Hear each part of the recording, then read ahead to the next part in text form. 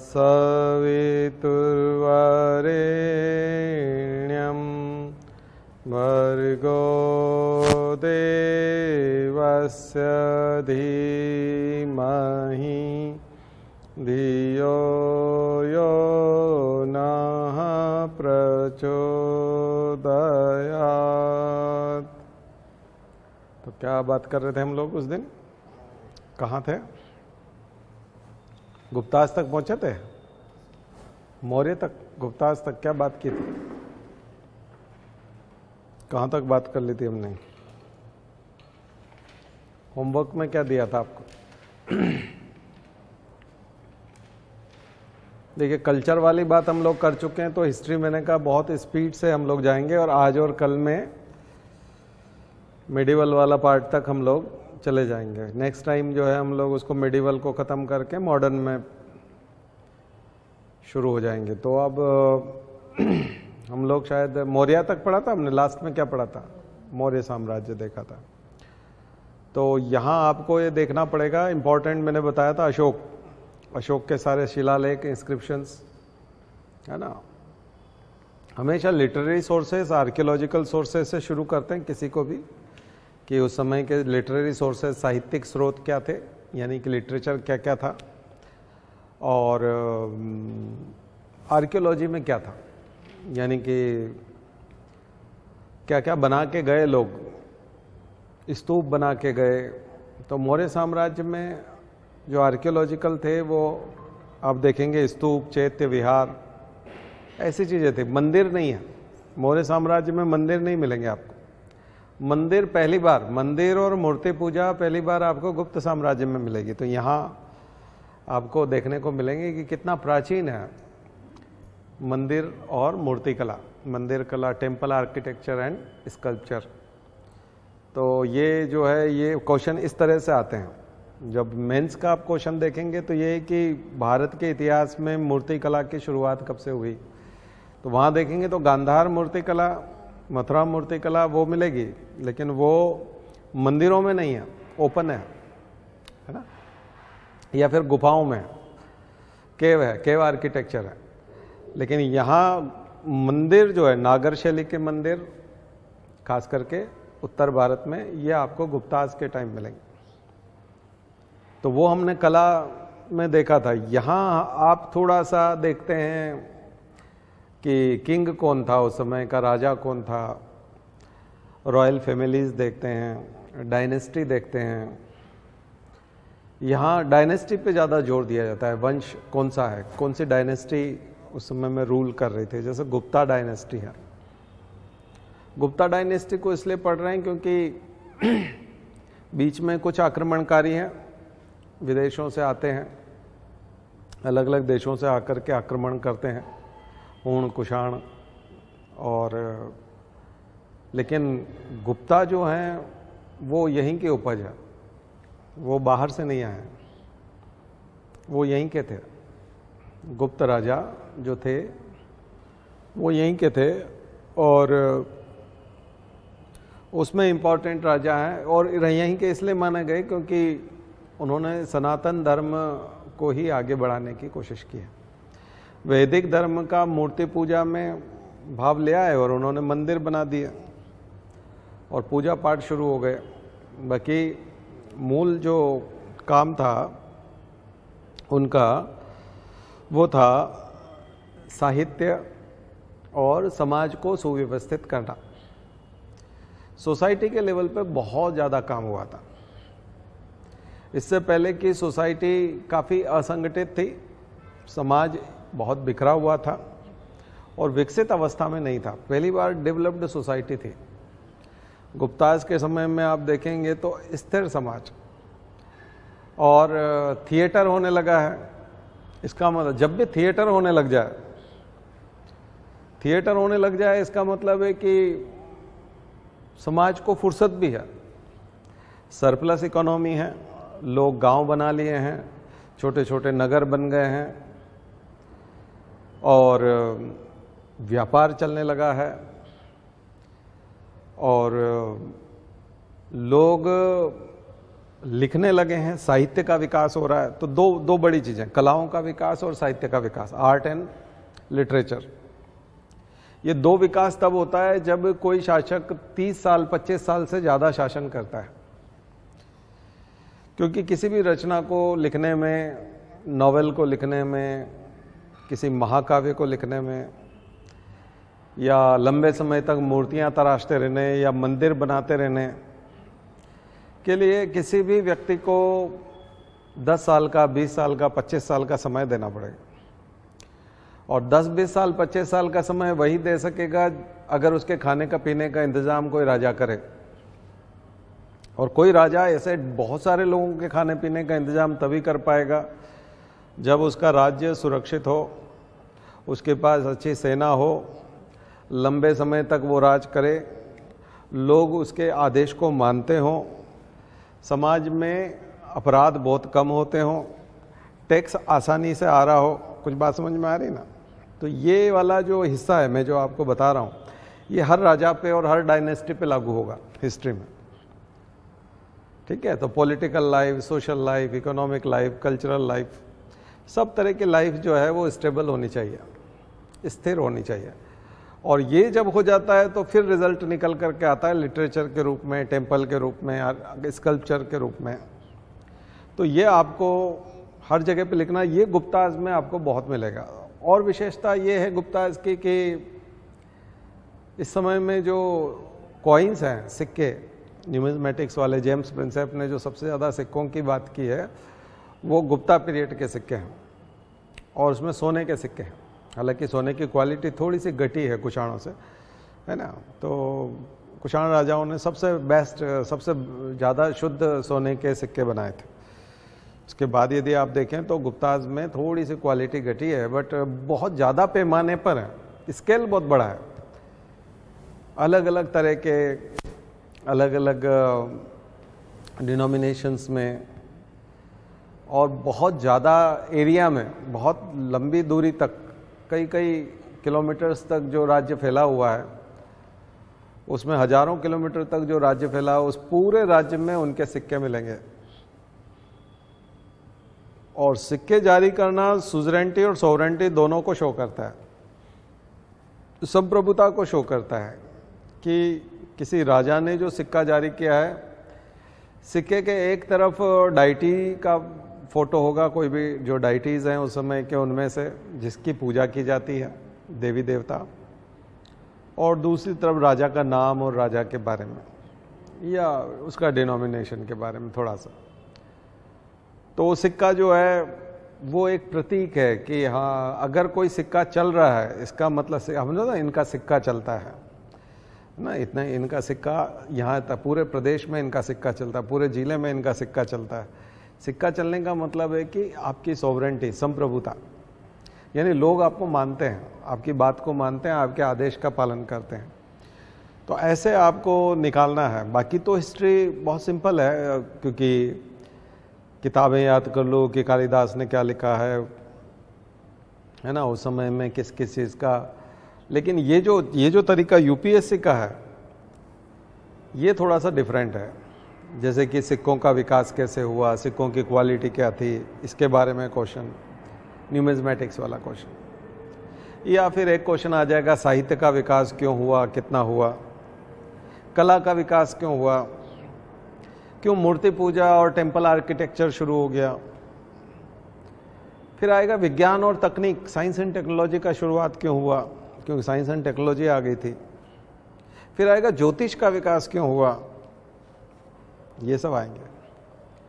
तो इसके लिए ना थोड़े द हिंदू के आर्टिकल यहाँ जुड़ जाएंगे। द हिंदू के आर्टिकल मैं आपको पिछले कुछ सालों के बताऊं तो उन्होंने बताया है कि ज्योतिष का और मंदिर का और पूजा पाठ की शुरुआत इसलिए हुई क्योंकि बौद्ध धर्म को नीचा दिखाना था, बौद्ध धर्म को ख़त्म करना था, क्योंकि बौद्ध धर्म बहुत पॉपुलर था। और पुष्यमित्र शुंग के बाद में जो बौद्ध धर्म खत्म होने के चाहिए था वैसा हुआ नहीं। अभी भी लोग बौद्ध धर्म के प्रति आकर्षित है, लेकिन बौद्ध धर्म एक तरह का स्पिरिचुअलिटी की डिमांड करता है और मटेरियलिज्म आता जा रहा था, क्योंकि स्थायी जीवन हो रहा था, सेटलमेंट सेटल हो गए थे लोग, गांव बन गए थे और ज़मीन थी और उत्पादन होने लगा था, तो लोगों को अब बौद्ध विहारों में और चैत्य में जाकर के पूजा करने की इतना समय नहीं था। तो ये वाला जो है उस आर्टिकल में बताया है कि कैसे बौद्ध धर्म अलोकप्रिय हो गया, यानी कि उतना पॉपुलर नहीं रहा। और उसका नहीं रहने का कारण था कि जो पंडे पुजारी थे, ब्राह्मण थे उस समय के, उन्होंने इसको आजीविका बनाया। तो गुप्त साम्राज्य में, क्योंकि मनुस्मृति पहली शताब्दी में आ गई थी और काफ़ी हद तक वर्ण व्यवस्था जो है वो जाति व्यवस्था में बदल रही थी, तो गुप्ताज की देन है जाति व्यवस्था, भारत का caste system. Indian caste system जो है वो मैच्योर हुआ, फला फूला और पूरी तरह से उभर करके सामने आ गया गुप्ताज में। और उसका कारण ये था कि एक वर्ग जो था वो इसी पे अपना पेट पालता था, पूजा कराने पे, अनुष्ठान कराने, कर्मकांड। तो पूजा, अनुष्ठान, कर्मकांड, मूर्ति पूजा, मंदिर, ये पूरा सेक्रेट कॉम्प्लेक्स कहलाता है। ललिता प्रसाद विद्यार्थी इसको बोलते हैं सेक्रेट कॉम्प्लेक्स, पवित्र सम्मिश्र, जिसमें चैंटिंग भी होती है, जिसमें मूर्ति भी होती है, जिसमें मंदिर भी होता है, बाहर प्रसाद वाला भी बैठता है, तिलक लगाने वाला भी बैठता है, ऐसे पूरा एक सब मिलकर के एक माहौल बनता है। उसी का एक म्यूज़िक होता है, उसी के भजन होते हैं, वैसे ही ढोल बजते हैं, तो वैसे ही ध्वनि कान में पड़ते हैं, उन सब से एक एटमॉस्फेयर तैयार होता है। उसको बोलते हैं कॉम्प्लेक्स, जटिल सम्मिश्र। और वो जटिल सम्मिश्र किसका? पवित्रता का, सेक्रेट। वेशभूषा भी होती है, सब लोग वैसी वेशभूषा पहनते हैं। इन सब की शुरुआत गुप्ताज में हुई है। और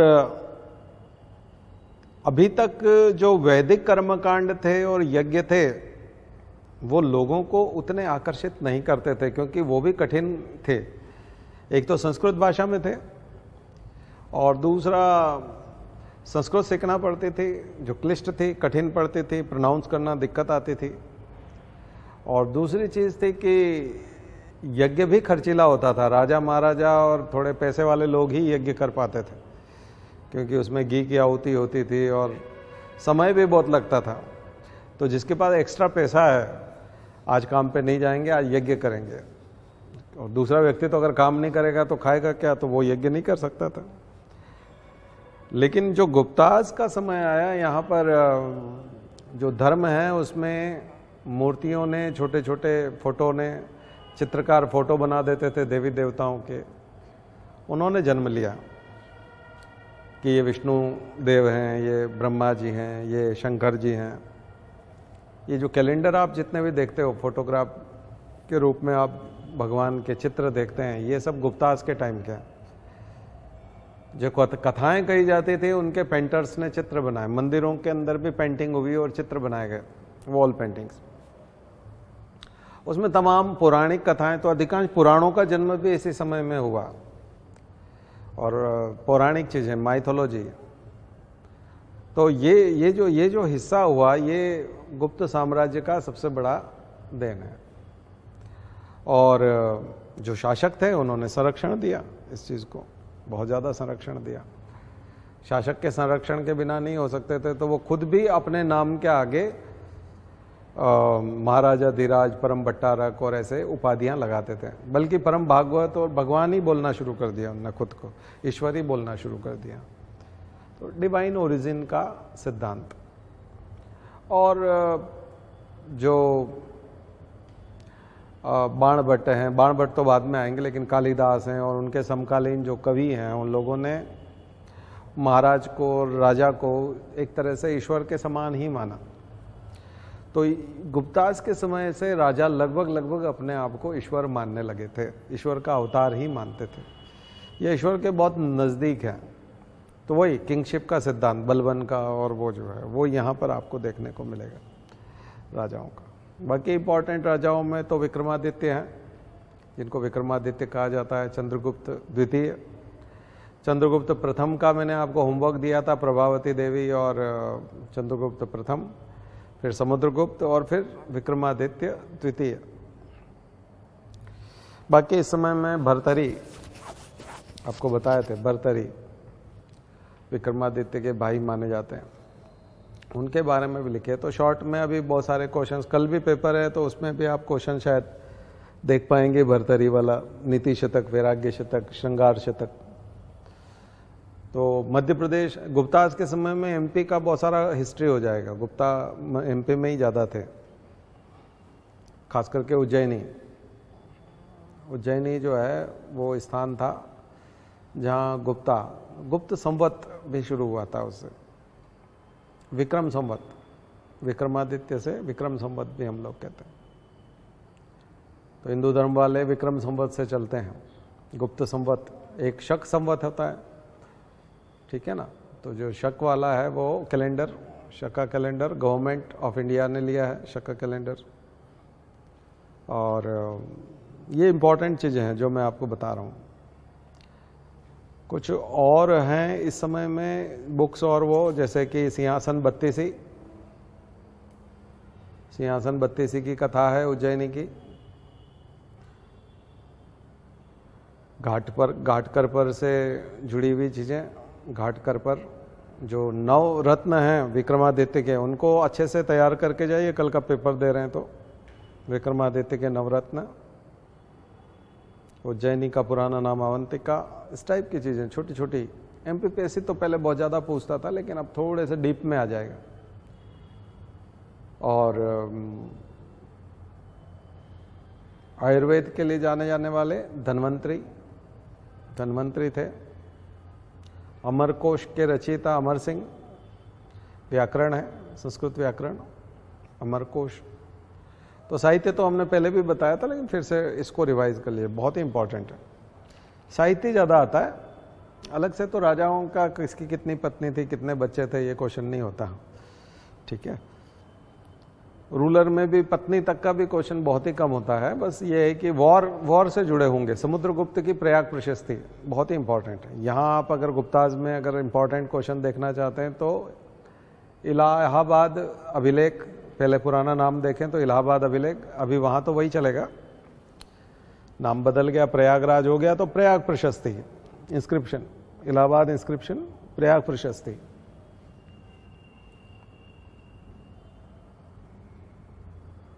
ठीक है।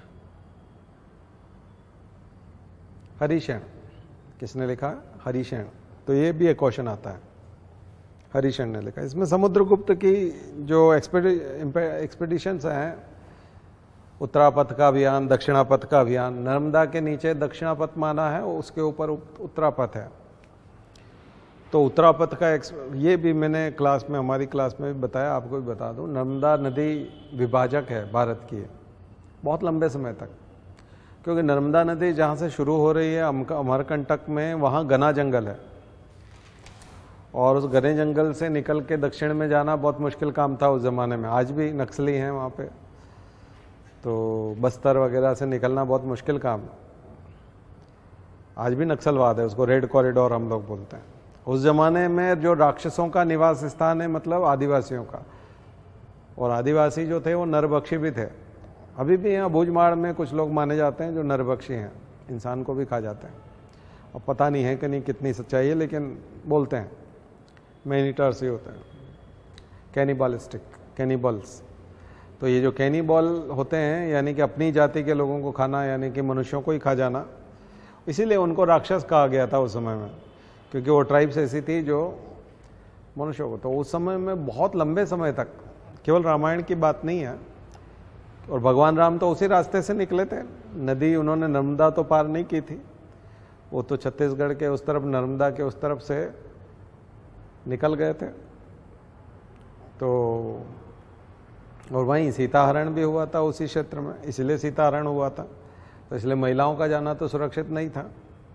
कुछ ऋषि मुनियों के आश्रम थे, बाकी तो घना जंगल था, वहाँ जंगली जानवर भी हैं और इंसान भी जंगली थे, असभ्य थे, यानी पढ़े लिखे नहीं थे, समझदार नहीं थे, नगर बना के नहीं रहते थे, जंगलों में रहते थे, जनजातियाँ थी, तो लूटमार भी करते थे। तो फिर किसी भी राजा के लिए दक्षिण में जाना बहुत मुश्किल काम था, और किसी दक्षिण के राजा का नॉर्थ में आना बहुत मुश्किल काम था। इसलिए पूरा इतिहास जो है नॉर्थ और साउथ में नर्मदा नदी के इर्द गिर्द घूमता है कि नर्मदा को क्रॉस कौन करता है। अगर कोई क्रॉस करने में कामयाब हो गया तो एक चुनौती ये थी कि वापस लौट के आ पाएगा कि नहीं, क्योंकि वो जो कितने लोगों को क्रॉस करवा पाएगा। अगर आपने नर्मदा नदी को क्रॉस कर लिया तो कितने लोगों को, कितनी सेना ले जा पाओगे? डेफिनेटली 20%, 30%, 50%। और इतनी कम सेना के साथ उधर जाओगे तो फिर उधर वाले आपको छोड़ देंगे क्या? बहुत मुश्किल काम था। और फिर आप लौट के नहीं आ पाए तो इसलिए न जाने कितने राजा इस प्रयास में मारे गए होंगे। तो आपको नर्मदा के उधर की चीजें समझना चाहिए। नर्मदा के उधर आपको मिलेंगे सातवाहन, नर्मदा के उधर मिलेंगे आपको राष्ट्रकूट, नर्मदा के उधर मिलेंगे आपको तीनों, चोल, चेर और पांड्य। और फिर बाद के समय में पल्लव भी, चोल, चेर, पांड्य, ये सब इसी के साथ चलेंगे। उत्तर संगम काल, पोस्ट संगम पीरियड, पोस्ट संगम, ये तो गुप्त काल तक तो संगम ही है। गुप्त काल के बाद में फिर पोस्ट संगम पीरियड, दो गुप्त संगम एंड पोस्ट संगम। तो 300 से 300 BC से 300 AD तक तो आप संगम मान लीजिए। और 300 AD के बाद में पोस्ट संगम यानी कि उत्तर संगम काल।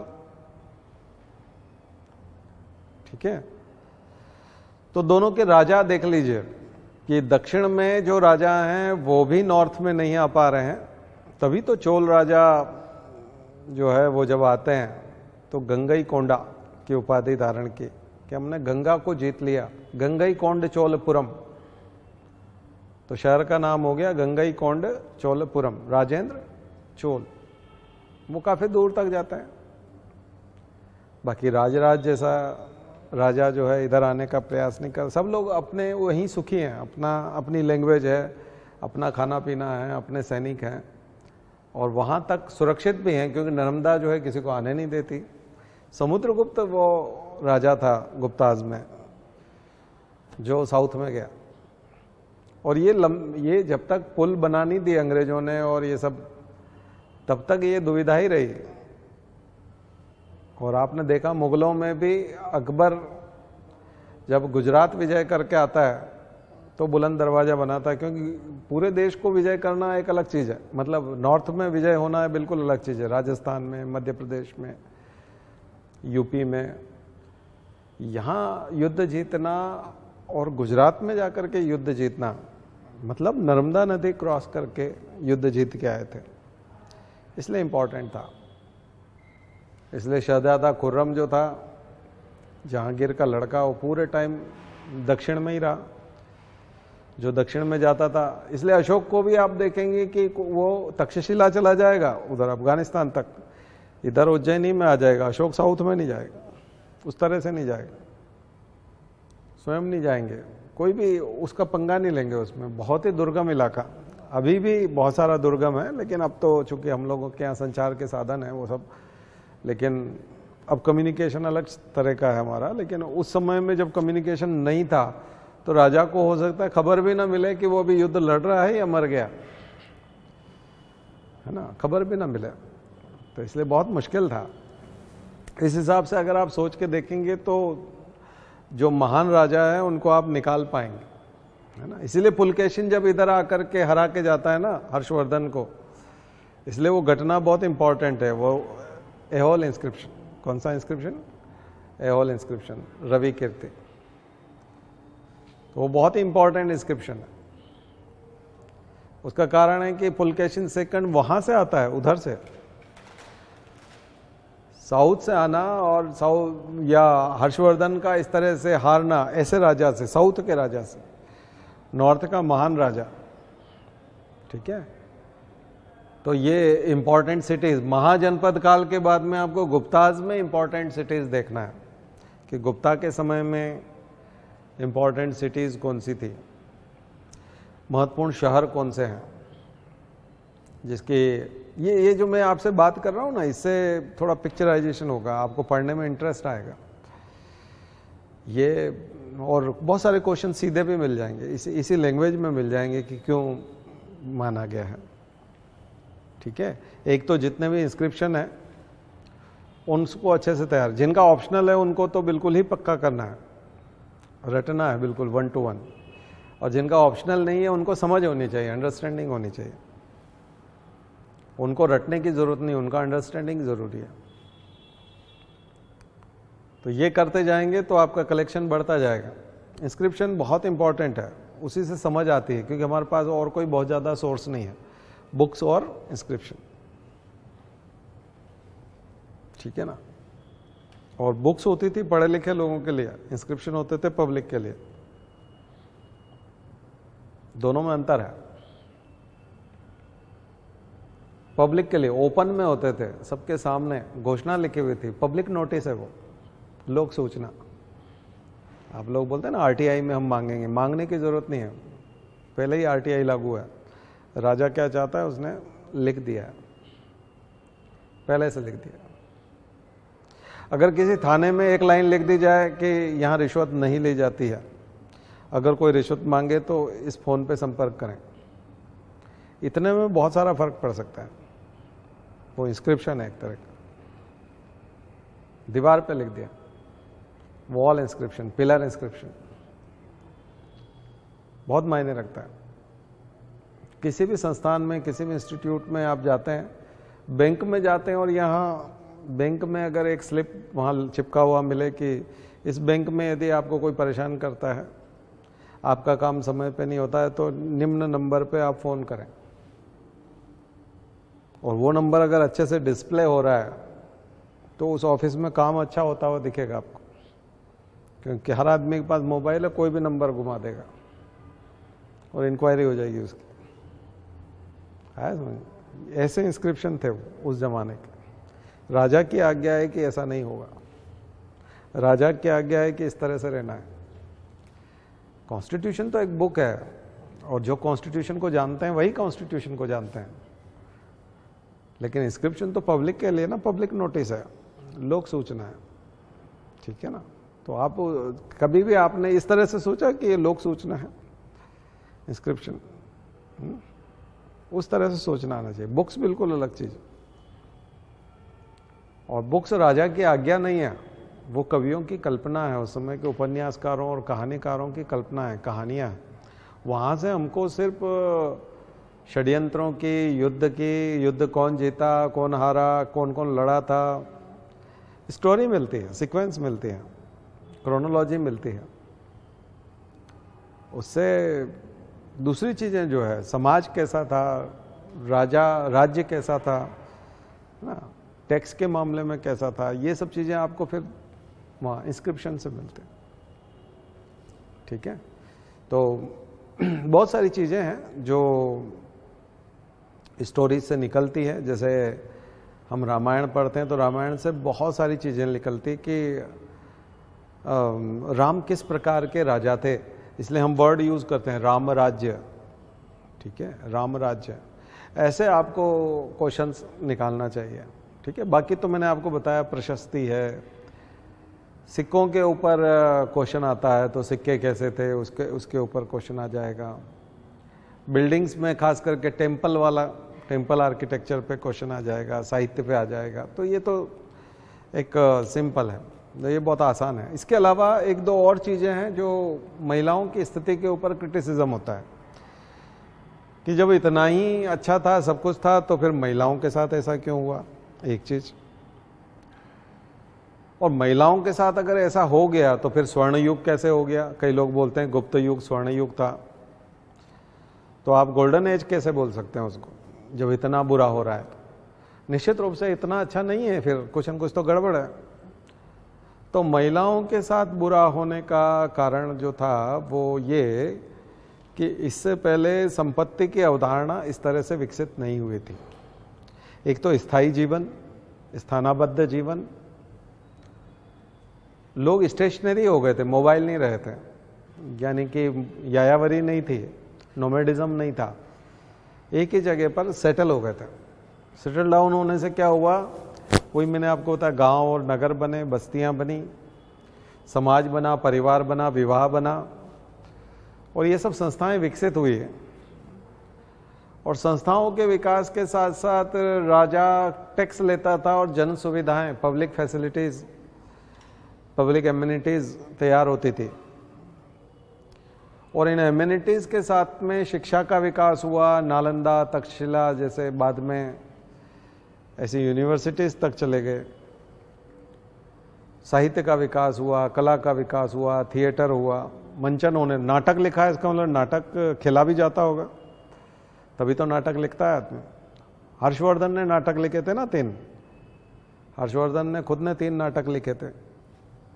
बाणभट्ट का कादम्बरी है, बहुत बड़ा नॉवेल है संस्कृत का। तो ये सब हो रहा है, इसका मतलब है कि लोगों के पास पैसा आ रहा है और लोग पैसे वाले बनते जा रहे हैं और खेती बाड़ी हो रही है, बड़े मकान तैयार हो रहे हैं। फाइयान ने लिखा भी है, यहाँ दोनों के विवरण याद रखिएगा, फाइयान का भी और वेनसांग का भी। बुद्धिस्ट ट्रेवलर है वो, चीनी ट्रेवलर, चाइनीज, तो चीनी यात्री है और बुद्धिज़्म से ज़्यादा प्रभावित है और वो बुद्ध की भूमि को देखना चाहता है कि यहाँ के लोग कैसे हैं, इसलिए आता है। तो पूरे भारत का वर्णन करता है, बहुत अच्छा करता है। दोनों पढ़ लीजिएगा, हमारे नोट्स में तो बहुत अच्छा हमने दिया है।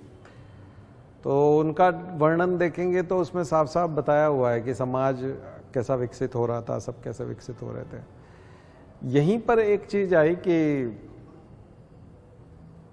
जो महिला है वो पुरुष की संपत्ति है, उसको भी एक तरह से एसेट माना गया, दूसरी संपत्ति की तरह उसको एसेट माना गया कि ये भी प्रॉपर्टी की तरह है।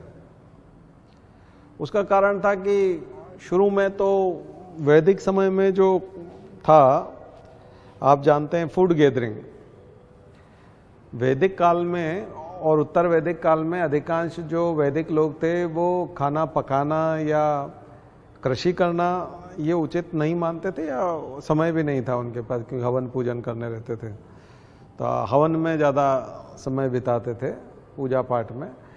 तो वो प्राकृतिक वस्तुओं को संग्रह करते थे, फल फूल को, जो भी खाने पीने की चीज़ें, उसको इकट्ठा ज़्यादा करते थे। केवल एक चीज़, चावल की खास करके, और जौ की खेती करते थे, बाकी सारी चीज़ें वो इकट्ठी करते थे। फूड गैदरिंग बोलते हैं उसको हम लोग।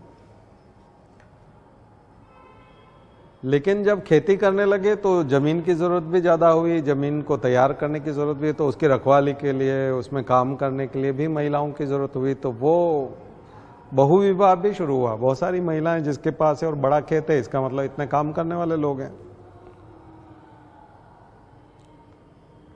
तो ये भी कंसेप्ट आया कि अगर व्यक्ति चला गया और वो प्रॉपर्टी है तो फिर वो भी उसी के साथ जानी चाहिए। दूसरा, परिवार के दूसरे लोगों को भी बंटवारा पसंद नहीं है। अगर वो जिंदा रहेगी तो उसके पालन पोषण के लिए बंटवारा करना पड़ेगा, कुछ जमीन देनी पड़ेगी, तो वो उसको उसी के साथ जला देना ही उचित मानते। तो सती प्रथा का जन्म हुआ। तो सती का सिस्टम गुप्ताज में शुरू हुआ। लेकिन पर्दा प्रथा अभी भी नहीं आई थी। बहुविवाह का शुरुआत हुआ, पोलीगेमी। और थोड़ा थोड़ा अब उनको ये समझ में लग गया कि स्त्रियां यदि पढ़ेंगी लिखेंगी और ये करेंगी तो अपना अधिकार मांगेंगी, सती होने से मना करेंगी, तो थोड़ा सा उनको यज्ञ से, मंत्रों से और इनसे दूर किया गया। तो जेंडर डिस्क्रिमिनेशन यहाँ से शुरू हुआ, लिंग असमानता यहाँ से शुरू हुई गुप्ताज में। तो ये एक षड्यंत्र था पुरुषों के द्वारा। पेट्रियार्कल सोसाइटी, पितृसत्तात्मक समाज, पितृ प्रधान समाज आपको गुप्ताज में देखने को मिलेंगे।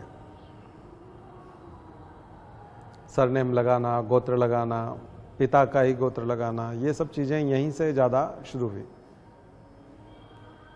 तो ये दुर्भाग्य था कि एक तरफ धर्म का उदय हो रहा था, आधुनिक धर्म का उदय हो रहा था, सनातन धर्म यानी वैदिक धर्म मूर्तियों में और पूजा पाठ में, कर्मकांड में, रिचुअल्स में, इसमें आ रहा था।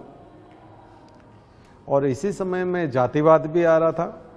इसी समय में फिर अंधविश्वास और ज्योतिष तो एक विज्ञान की तरह था, लेकिन लोगों को अंधविश्वास सिखाया गया है इस समय में, क्योंकि बौद्ध धर्म से दूर करना था। और लोग बौद्ध धर्म से दूर रहें इसके लिए उनको बताया गया कि आप कहाँ गुफा में जाओगे, चैत्य में जाओगे, विहार में जाओगे, वहाँ रहना पड़ेगा और चैत्य में बैठ के ध्यान लगाना पड़ेगा, तब मेडिटेशन करोगे, तब आत्मज्ञान प्राप्त होगा, बुद्धत्व प्राप्त होगा। इसके बजाय हम एक तरीका बताते हैं, आपके घर में ये चित्र लगा दिया है, इस चित्र के सामने अगरबत्ती लगा दो, यहाँ पर जल चढ़ा दो, गाय को रोटी दे दो, ये वाला कलर का कपड़ा उस दिन पहन लेना, इस दिन ये कर लेना, इस दिन इस दिशा में खड़े होकर के जल चढ़ा देना, उस दिन उस दिशा में कर देना, बाहर जाकर के कुत्ते को ये खिला देना, गाय को ये खिला देना। ऐसे तमाम तरह के अंधविश्वास कि इससे ये हो जाएगा, उससे वो हो जाएगा। लोगों को ये सरल लगने लगा। लोगों को लगा कि अच्छा, मतलब अब हमको मेडिटेशन नहीं करना होगा, अब हमको विहार में और बुद्ध विहार में जाने की जरूरत नहीं होगी। मतलब इतना मात्र कर देने, जल चढ़ा देने से, अच्छा इस दिन का उपवास कर लेने से, व्रत कर लेने से काम हो जाएगा। तो व्रत कथाओं की शुरुआत हुई। फिर आया कि नहीं, अगर आप ये कुछ भी नहीं कर सकते तो उस दिन पंडित जी कथा कहेंगे, उसमें शामिल हो जाना, कथा सुन लेना, बात खत्म, प्रसाद खा लेना, हवन करने की भी जरूरत नहीं, कथा सुनने से भी बात बन जाएगी, उससे भी काम हो जाएगा। तो ये जितने भी चीजें हैं उस समय के ब्राह्मणों ने जो विकसित किए, ये सब शॉर्टकट्स थे। और ये बाद में ये हिंदू धर्म बन गया, जबकि वो हिंदू धर्म नहीं था। तो इसी को फिर बाद के जो सुधारक थे, समाज सुधारक, शंकराचार्य जी और तमाम जो थे, माधवाचार्य, रामानुजाचार्य, उन सब ने इसे पाखंड कहा। और दयानंद सरस्वती तो इसी को पाखंड खंडनी पताका बोलते थे कि वेदों की ओर लौटो। यानी ये जो गुप्ताज में शुरू हुआ ये सब ठीक नहीं है, बैक टू वेदास, फिर से वेदों की ओर चलो, यज्ञ करो, प्राकृतिक देवी देवताओं की पूजा करो। मूर्ति पूजा नहीं करते, आर्य समाज वाले मूर्ति पूजा नहीं करते, वो गायत्री मंत्र की आहुति देते हैं यज्ञ में। मूर्ति पूजा का विरोध हुआ। स्वामी विवेकानंद ने भी वेदांत की बात की, उपनिषदों की बात की, गीता की बात की, उन्होंने भी ये सब। तो ये था गुप्ता मिला जुला दोनों तरह से, एक तरफ सोने के सिक्के, एक तरफ साहित्य, एक तरफ कला, एक तरफ मूर्तियाँ, एक तरफ टेम्पल आर्किटेक्चर, और दूसरी तरफ तमाम प्रकार के अंधविश्वास, पाखंड, जातिवाद, महिलाओं की स्थिति का खराब होना, जादू टोना, लोगों को डराना, धमकाना, उनको बेवकूफ़ बनाना, उनसे दक्षिणा वसूलना, है ना, प्रपंच करना। तो ये सारी चीज़ें जो है, दोनों तरह का विकास हुआ है ना, दोनों तरह का, यानी विकास भी हुआ है, विनाश भी हुआ है। समाज में बहुत सारी विकृतियाँ आई, बहुत सारी बुराइयाँ आई, और भौतिक, यूँ कहें कि भौतिक रूप से और साहित्यिक रूप से विकसित हुए थे, लेकिन आध्यात्मिक रूप से और सामाजिक रूप से पतन हुआ है। ठीक है, तो ये समय रहा। अब फिर ये जो पतन होने लगा, तो यहाँ फिर जो हिंदू धर्म है या सनातन धर्म है, उसका फिर नुकसान होने लगा। क्योंकि जो समझदार राजा थे, जब उन्होंने संस्कृत को पढ़ा, उन्होंने वेदों को पढ़ा, संस्कृत भाषा का इम्पोर्टेंस बढ़ा। थोड़ी सी स्थानीय भाषाएं यहाँ डेवलप हो रही थी, लेकिन वो उतनी ज़्यादा नहीं थी, संस्कृत ही थी, लेकिन संस्कृत सब लोग जानते नहीं थे और कमाने खाने में और भौतिकवाद में व्यस्त हो गए थे। लेकिन जब राजा हर्षवर्धन आया, जैसे खुद भी संस्कृत जानता था और संस्कृत में 3 नाटक लिखे, उसने अपने दरबारी कवि बाणभट्ट को आश्रय दिया और उसने हर्षचरित लिखा, कादम्बरी लिखी, तो फिर से बौद्ध धर्म का उदय हो गया, फिर से बौद्ध धर्म हावी हो गया। बौद्ध धर्म ने भी अपने अंदर सुधार कर लिए, जो बौद्ध संगीति हुई उनमें विचार हुआ, और फिर कहा कि नहीं नहीं ठीक है, अभी हिंदू धर्म चूँकि इतना फैल रहा है ये, तो हम भी थोड़ी थोड़ी मूर्ति पूजा शुरू कर देते हैं। तो उन्होंने भी बुद्ध की मूर्ति पूजा और तमाम जो आप पढ़ते हो ना, सुत्त पीटक, विनय पीटक और अभिधम पीटक, ये पूरी तरह से आ गए थे। फिर हीनयान, महायान के रूप में बौद्ध धर्म आ गया। फिर वज्रयान भी आ गया, जिससे बौद्ध धर्म में बुराइयां आ गई। तंत्र मंत्र उसमें भी शुरू हो गया, आर्य मंजूश्री मूलकल्प, हालांकि वो थोड़ा और बात का है, लेकिन तंत्र मंत्र उन्होंने भी अपना लिया। उन्होंने भी दरअसल काफ़ी हद तक बुराइयां अपना करके पॉपुलर हो गए, क्योंकि बुराइयां अपना करके या पॉपुलर हो सकते हैं, लोकप्रिय हो सकते हैं, कुछ बुराइयों को शामिल करना पड़ता है ना। जब आप अंधविश्वास करते हो, लोगों को बेवकूफ़ बनाते हो, चमत्कार दिखाते हो, जो अध्यात्म नहीं है, धर्म भी नहीं है, तो भीड़ इकट्ठे होने लगती है, क्योंकि उसी को पसंद करने वाले लोग ज़्यादा हैं, समझदारी के साथ रहने वाले लोग कम हैं। तो भीड़ इकट्ठी करने के लिए बेवकूफ़ बनाना बहुत ज़रूरी है। तो बेवकूफ़ बनाते हैं तो भीड़ आती है, और यही फिर बौद्ध धर्म में भीड़ आने लगी, वापस आ गई। तो 500-600 के आसपास जब आप देखते हो तो बौद्ध धर्म फिर से अपने चरम उत्कर्ष पे था। वेनसोंग जब भारत में आया था तब फिर से बौद्ध धर्म आ गया था। ब्राह्मण स्ट्रगल करने लगे थे। अब यहाँ ब्राह्मण जाति हो गई थी, अब यहाँ ब्राह्मण वर्ण नहीं बचा था। अब ब्राह्मण क्या है? जाति है। अब नया व्यक्ति कोई ब्राह्मण नहीं बन सकता था, पढ़ लिख करके ब्राह्मण बनने की संभावना खत्म हो गई थी। अब ब्राह्मण के घर में जन्म लेना जरूरी था ब्राह्मण बनने के लिए, ये वो समय आ गया था। उससे पहले ब्राह्मण बना जा सकता था। ब्रह्म जानाते ब्राह्मण, जो ब्रह्म को जान गया वो ब्राह्मण है, यानी कि नॉलेज के साथ, ज्ञान के साथ व्यक्ति ब्राह्मण बनता था। जन्म ना जायते शूद्र, जन्म से सभी शूद्र हैं, संस्कारात द्विजोच्यते, संस्कार से वो ब्राह्मण बनते थे। तो वो जमाना चला गया, गुप्ताज के बाद वो सब खत्म हो गया। तो हर्षवर्धन का समय बहुत इंपॉर्टेंट, हर्षवर्धन की लड़ाइयाँ। और हर्षवर्धन के समय में आप देखेंगे तो जो पावर सेंटर है, या यूं कहें कि सत्ता का केंद्र है, वो उज्जैनी से शिफ्ट होकर के कन्नौज हो गया, थानेश्वर और कन्नौज। वहाँ कन्नौज बहुत इंपॉर्टेंट हो गया। पहले कन्नौज इतना इंपॉर्टेंट नहीं था, उतना नहीं था। हर्षवर्धन के समय में कन्नौज बहुत इंपॉर्टेंट। हर्षा का एम्पायर बहुत लंबा चौड़ा था, ऊपर अफगानिस्तान तक, इधर बंगाल तक, अभी के बांग्लादेश तक। देखिएगा नर्मदा के उस पार, केवल पुलकेशिन सेकंड वाली लड़ाई को छोड़ के बाकी सारा शांति और हर्ष। और उसको आगे बढ़ाने में दो व्यक्तियों का बहुत बड़ा योगदान, वेनसोंग और बाणभट्ट, जिसको हम आज हर्ष को जितना भी याद कर रहे हैं वो दो लोगों की वजह से। हर्षचरित बाणभट्ट ने लिखा और वेनसोंग ने जो डिस्क्रिप्शन दिया है, पूरा वर्णन किया है, ट्रेवल अकाउंट उसका, यात्रा वर्णन। तो हर्षवर्धन के ऊपर एक नोट जरूर लिखिएगा, और विकिपीडिया में भी जाके देखिएगा, उसका मैप भी देखिए, हर्षा का एम्पायर कहाँ से कहाँ तक है। हर्षवर्धन के समय की आप 2 एपिसोड हैं भारत एक खोज के, वो भी देख सकते हैं, वो भी देखिए। हर्षा के ऊपर बहुत कम है इतिहास में, लिखा जाना चाहिए। हर्षवर्धन काफी बड़ा वर्धन साम्राज्य,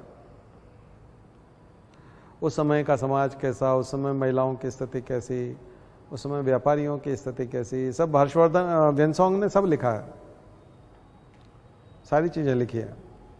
और चूंकि चीन से यात्री आ गया और पूरे भारत में घूम रहा है, पेट्रोनेज मिला हुआ है, एक तरह से उस समय की गवर्नेंस वो देख रहा है, सारी चीजें देख रहा है, इसका मतलब बहुत स्मूथ था, ठीक है। और उसी समय में साउथ में कौन कौन सी डायनेस्टीज थी, तो वो भी आपको उसके साथ कंटेम्प्रेरी देखते जाना है। तो ये जो हिस्सा जहां तक मैंने आपसे बात की, ये हिस्सा कहलाता है एंशिएंट इंडिया, प्राचीन भारत का इतिहास, ठीक है। इसके बाद जो हम पढ़ते हैं, इतिहासकारों ने उसे कहा है पूर्व मध्यकाल, अर्ली मिडिवल, प्री मिडिवल या अर्ली मिडिवल। अभी मिडिवल नहीं है, अर्ली मिडिवल है, और बाद में उत्तर मध्यकाल या मध्यकाल, मिडिवल इंडिया। तो अर्ली मिडिवल की शुरुआत होती है इस्लाम के उदय से। इस्लाम की शुरुआत कैसे हुई? मोहम्मद साहब का जन्म हुआ, और मोहम्मद साहब के जन्म से नहीं है इस्लाम। मैंने आपको मोहम्मद साहब की स्टोरी पहले बताई है, और जिन्होंने इस्लाम को जन्म दिया, पुराने लेक्चर्स में आप जाकर के देख सकते हैं पूरी स्टोरी, लेकिन उन्होंने शॉर्ट में बता देता हूं कि उन्होंने,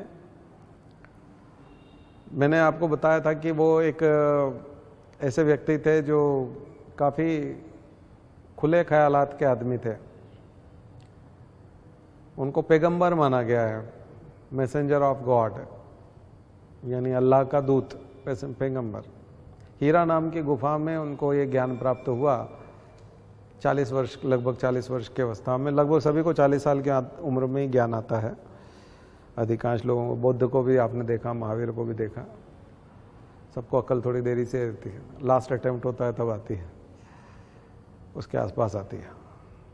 तो वहाँ बुद्धत्व प्राप्त हुआ, तो वैसा उनको भी ज्ञान प्राप्त हुआ, एनलाइटेनमेंट हुआ। और उसी एनलाइटेनमेंट को हम लोग लगभग कुरान कहते हैं। और ईश्वर के वो वर्ड्स हैं, शब्द हैं, आज्ञाएं हैं। खास करके मोहम्मद साहब जो यरूशलेम जाते थे और ईसाइयों को देखते थे कि वो बहुत प्रगतिशील हैं, और हमारे लोग पूजा पाठ में, तंत्र मंत्र में, मैंने आपको बताया ही है, अंधविश्वास बहुत तैयार हो गए थे, ज्योतिष, तंत्र मंत्र। और ये यहीं तक नहीं, पूरा रेगिस्तान, अरब, पूरे अरब देशों में जितना जितना हम लोग अभी ईरान, इराक और उधर जितना भी कुवैत और सऊदी अरब, और जब मानते हैं हम लोग जॉर्डन और यरूशलेम, जहाँ यहूदी लोग लड़ रहे हैं, मुसलमान लड़ रहे हैं आपस में, फ़िलिस्तीन और पैलेस्टाइन और इज़राइल लड़ रहे हैं, वो सब पूरा इलाका, सब जगह शिव पूजा, शिवलिंग पूजा, आरती। सनातन धर्म इसलिए तो बोलते हैं ना, सनातन वही था। सब लोग आरती, पूजा पाठ 24 घंटे, घंटा घड़ियाल बज रहा है, शंख बज रहे हैं, प्रसाद बांटी जा रही है, अगरबत्तियों का धुआं है, कोई भोग लगा रहा है, कोई हवन कर रहा है, कोई क्या कर रहा है, पूरा माहौल। काम धाम पे भी जाना बंद, 24 घंटे। तो एक अमीर विधवा थी जिनका व्यापार के सिलसिले में, खदीजा, जिनको फिर बाद में जिनसे शादी की उन्होंने, है ना, तो मोहम्मद साहब ने वो फिर उन्हीं से शादी की और सहयोग भी किया, और वो उनकी प्रथम शिष्या भी बनी, यानी फॉलोअर भी बनी। इस्लाम की पहली फॉलोअर जो है वो उनकी पत्नी है। पहली दीक्षा उन्होंने उन्हीं, गुरु दीक्षा उन्हीं को दी एक तरह से। जैसे महावीर स्वामी ने भी अपनी पत्नी को दीक्षा दी थी, परिवार के लोग भी आ गए थे, गौतम बुद्ध की परिवार के लोग भी आ गए थे, तो जो ज्ञान प्राप्त होता है फिर ख्याति फैलती है, तो कई लोग बाद में आते हैं, या इन्होंने पहले ही कर लिया। तो उनकी बेगम ने पहले ही दीक्षा ले ली, उनको भी हजरत खदीजा कहा जाता है। काफ़ी नाम है उनका, क्योंकि बहुत सारा सहयोग मिला ना उनको, और ख़ास करके सहयोग ऐसे समय में मिला जब मोहम्मद साहब का विरोध हो रहा था, खास करके मक्का में जहाँ वो रहते थे। लोगों ने कहा तुम पागल हो गए, पूजा पाठ बंद कर दें हम, अब ये मंत्र पढ़ना बंद कर दें, पूजा कौन करेगा। तो उन्होंने कहा थोड़ी बहुत करो ना, इतनी ज़्यादा करोगे तो फिर मैं देख के आता हूँ यरूशलेम में ईसाइयों ने 500 साल में ईसा मसीह के जाने के बाद उन्होंने यहूदियों को तो पीट के भगा दिया वहाँ से, इज़राइल से, यरूशलेम से। लेकिन जो लोग ईसा मसीह को मानते हैं वो कितना शानदार व्यापार करते हैं, कितना अमीर हैं, केवल संडे को चर्च जाते हैं, बाइबल पढ़ते हैं और बाकी टाइम पे व्यापार करते हैं। और उनकी बातचीत सुनो तो बहुत इंटेलिजेंट है वो लोग। मैं तो उनकी चर्चाएं सुनता हूँ, जब भी जाता हूँ तो उनकी बातें सुनता हूँ, बड़ा इंप्रेस हूँ। तो 5 बार कर लो, 5 बार नमाज कर लो, 5 बार नमाज कर लिया। बहुत सारी पत्नियां रखते हो, 4 पत्नी रख लो ज़्यादा से ज़्यादा, और क्या, ये 50, 60, 100, इतनी ज़्यादा पॉलीगेमी। और सब तरह के नियम, थोड़ा दान निकालो, ज़कात दो, थोड़ा रोज व्रत उपवास करते हो, रोज व्रत, आए दिन व्रत उपवास करते हो। एक काम करो, 1 महीना कर लो पूरा रमजान का, 1 महीना इसी का यही काम कर लो तुमको करना है तो।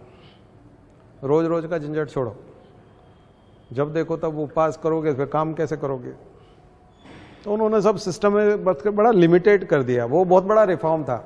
बस ये है कि वो रिफॉर्म चलते रहने चाहिए थे, बाद के धर्म गुरुओं को रिफॉर्म बढ़ाते रहना था। मोहम्मद साहब तक ही वो रिफॉर्म, देखिए कभी भी कोई दानिशमंद आदमी, कोई रोशन दिमाग आदमी ऐसा जब पैदा होता है ना, तो वो बदलाव लाता है, परिवर्तन का वाहक होता है और वो परिवर्तन करता है। हमारे यहाँ गायत्री परिवार की स्थापना हुई, परम पूज्य पंडित श्री राम शर्मा आचार्य जी ने स्थापना की। इन्होंने पूरा बदलाव कर दिया, किताबें लिख के गए। लेकिन ये भगवान बुद्ध की तरह इन्होंने ये भी लिख दिया, अत्त दीपो भव, अपना दीपक स्वयं बनो। ये मैं लिख के जा रहा हूँ, ये इस युग के लिए है, ये इसके अनुकूल है। लेकिन मान लिया जाए कभी आने वाले समय में और कुछ है तो परंपराओं की तुलना में विवेक को महत्व देना। परंपराएं जो भी हों, ट्रेडिशंस जो भी हों, रिचुअल जो भी हों, तुम्हारा विवेक क्या कह रहा है, अपना दीपक स्वयं बनो। बस ये जो है ये इस्लाम में थोड़ी सी कमी है कि इस्लाम में लोगों ने विवेक का इस्तेमाल नहीं किया, परंपराओं का ही पालन आज भी झोंका त्यों करना चाहते हैं, जबकि समय के साथ सुधार होना चाहिए। और जहाँ जहाँ लोगों ने सुधार किया वो स्वागत है, उनका बहुत वेलकम होता है। अभी मैं कल पढ़ रहा था कि अयोध्या में बहुत बड़ी मस्जिद बनने जा रही है। जो ज़मीन उत्तर प्रदेश सरकार ने दी है, क्योंकि बाबरी मस्जिद जो 6 दिसंबर 1992 को ख़त्म हुई, उसके बाद वहाँ अब राम मंदिर का निर्माण हो चुका है और उद्घाटन भी होने वाला है उसका। तो कोर्ट का आदेश था कि इस जगह चूंकि मस्जिद थी, आप राम मंदिर बना लीजिए, कोई दिक्कत नहीं है, राम जन्मभूमि है, हम आदेश देते हैं आपको, आप राम मंदिर बना सकते हैं, ट्रस्ट बनाइए और वो ट्रस्ट जो है राम मंदिर बनाएगा। अच्छी बात है, पर साथ ही आपको ज़मीन देनी होगी मस्जिद के लिए। ये कोर्ट ने आदेश दिया था कि मस्जिद के लिए सरकार ज़मीन देगी। तो जो ज़मीन दी है उस ज़मीन पे वो भारत की सबसे बड़ी मस्जिद बनाएंगे। और वो लिखा है उसमें, कल वाला आप पेपर का वो देखिएगा, मैं तो डिजिटल दैनिक भास्कर देख रहा था कि वहाँ पर हॉस्पिटल बनेगा, वहाँ पर लाइब्रेरी बनेगी, स्कूल बनेगा, मस्जिद तो होगी, और शाकाहारी भोजनालय होगा और निःशुल्क होगा। और प्योर वेजिटेरियन खाना जितने भी यात्री आएंगे सबको खिलाया जाएगा और कोई भी खा सकता है और फ्री होगा वो। तो और सभी धर्मों के लोग आ सकेंगे उस मस्जिद में। तो ये तो एक बहुत ही कमाल का इनिशिएटिव हो गया। तो ये स्वागत योग्य होना चाहिए। इसका मतलब इस्लाम में सुधार के लक्षण दिख रहे हैं। यहाँ अगर आप देखेंगे तो ये इस्लाम में सुधार है। इस तरह के सुधार मुझे लगता है मोहम्मद साहब भी चाहते थे, क्योंकि उनको चिढ़ तो अंधविश्वासों से थी ना, रूढ़िवादिता से थी। जब आप ऑर्थोडॉक्स बनेंगे, स्टीरियोटाइप्ड बनेंगे, तब पैगंबर दुखी होंगे। पैगंबर को रिफॉर्म पसंद है, क्योंकि वो रिफॉर्म से ही पैदा हुए थे। देखा जाए तो वो पैगंबर बने ही रिफॉर्म से थे, सुधार से ही बने थे। उनको वो सारी जो प्रथाएं थी, कस्टम्स थे, उनसे वो चिढ़ गए थे, परेशान हो गए थे। उनको लगा इसमें प्रगति नहीं हो सकती, इसमें विकास नहीं हो सकता।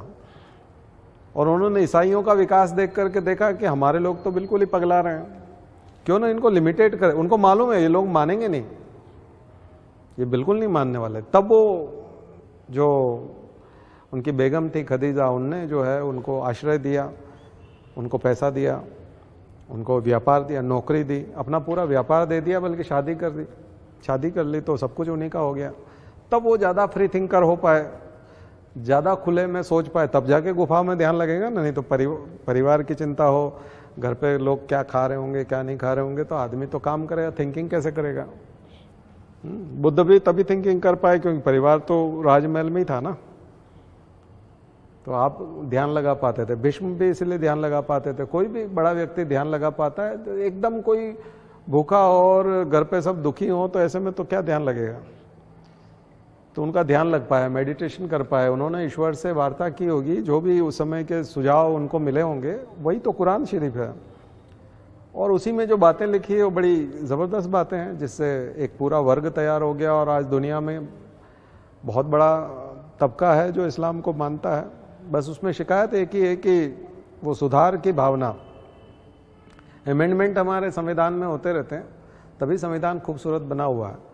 तो गतिशील होना बहुत ज़रूरी है, किसी भी धर्म का गतिशील होना बहुत ज़रूरी है। हिंदू धर्म ने बहुत गतिशीलता की है और यहाँ हिंदू धर्म में बहुत लोग समाये हैं। यहाँ तक कि जो महापुरुष हैं उनको भी देवी देवता बना दिया गया है। अब भारत माता मंदिर हरिद्वार का जाकर के देखिए तो भगत सिंह को भी मूर्ति के तौर पे स्थापित किया है। एनी बेसेंट की मूर्ति भी है, एक फ्लोर केवल शहीदों का है। आप भारत माता मंदिर जाके देखिए, एक भक्ति संतों का फ्लोर है जिसमें भक्ति संत हैं, भारत के भक्ति संत, गुरु नानक देव। ये तो गुरु नानक भगवान हो गए। हिंदू धर्म में भी गुरु नानक को माना जाता है और सिख धर्म में भी हिंदू धर्म को माना जाता है। तो ये बहुत बड़ा गतिशीलता है, डायनेमिज्म बहुत ज़रूरी है। तो जो धर्म गतिशील नहीं होता, जो समय के हिसाब से धर्म अपने आप को बदलता नहीं, वो नष्ट हो जाता है, उसे नष्ट होना पड़ता है। तो इसलिए गतिशीलता बहुत ज़रूरी है। तो बहुत सारी चीज़ों के सुधार जो है आपको यहाँ देखने को मिलेंगे और उसी का प्रभाव था। बट ये है कि जो खजूर वाला इलाका था, ऊंट वाला इलाका था, रेगिस्तान का इलाका था, जहाँ कुछ होता नहीं था, वहाँ इस्लाम तो आ गया, लेकिन इस्लाम के वो सिद्धांत पेट पे भारी पड़ गए। पेट पे भारी नहीं पड़ पाए, पेट भारी हो गया, यानी आदमी खाएगा क्या। तो इसलिए उन लोगों ने आक्रमण किए, मजबूरी में किए या उनका शौक था, शगल था, प्रवृत्ति थी। तो ये जो भी था, तो हम यहाँ से पढ़ेंगे अरब के आक्रमण, इन्वेजन, इस्लामिक इन्वेजन, ठीक है, मुसलमानों के आक्रमण भारत पर। तो अगला टॉपिक कल का यहाँ से शुरू करेंगे, ठीक है ना। चलिए शांति पाठ। ओम द्यौ शांति अंतरिक्षगुम शांति पृथ्वी शांतिरापः शांतिरौषधयः शांति वनस्पतयः शांतिर्विश्वे देवाः शांतिर्ब्रह्म शांति सर्वगुम शांति शांतिरेव शांति सामा शांतिरेधि। ओम शांति शांति शांति सर्वारिष्टासु शांतिर्भवतु। बोले गायत्री माता की, परम पूज्य गुरुदेव की, परम वंदनीय माता जी की। हम सुधरेंगे, हम बदलेंगे, एक बनेंगे।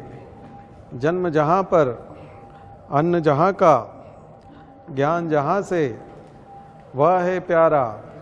देश की रक्षा कौन करेगा।